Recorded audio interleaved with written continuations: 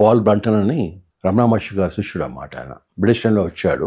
వచ్చి ఆయన దగ్గర 4-5 ఏళ్ళు శిష్యరికం చేశాడు.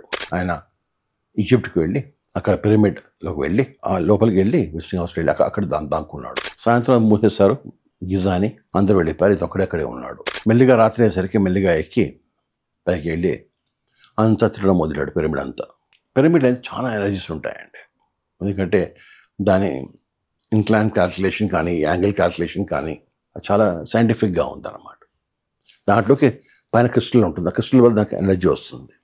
అందుకోసం ఆ రోజుల్లో మహారాజులు కానీ మహారాణిని మమ్మీఫై చేసేవారు, చేసి అక్కడ పెట్టేవారు. వాళ్ళ నమ్మకం ఏంటంటే మళ్ళీ ఇంకోసారి జన్మ ఉంటే మళ్ళీ కూడా బతుకుతుంది అని. ఎన్నో ఏళ్ళు, 100 ఏళ్ళు అది పాడు కాలేదు ఆ బాడీస్. పాల్ బ్రంటన్ వెళ్ళి ఆ కింగ్స్ చెమ్నే పడుకున్నాడు. పొద్దున 3 గంటలకు అలాగా ఆయన తెలియదు పడాక ఏంటో అని అసలు బాడీ బయటకు వచ్చింది. ఫస్ట్ కొంచెం కంగారు పడ్డాడు, ఏంట్రా ఇది అని, ఇక్కడ ఏమైనా మ్యాజిక్ అవుతుందా అని. మనం తెలుసుకున్నాడు మళ్ళీ, ఎందుకంటే ఆయన రమణ మహర్షి లాంటి మాస్టర్ కింద ఆయన శిష్యులుగా చేశారు కాబట్టి.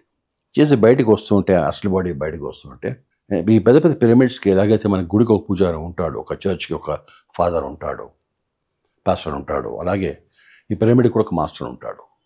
ఆ మాస్టర్ అతని కలిశాడు. ఏం బాబు ఇలా వచ్చావు అంటే అంటాడమ్మా, డే సార్ నాకు తెలుసుకోవాలని ఉంది, అందుకోసం వచ్చాను అంటాడు.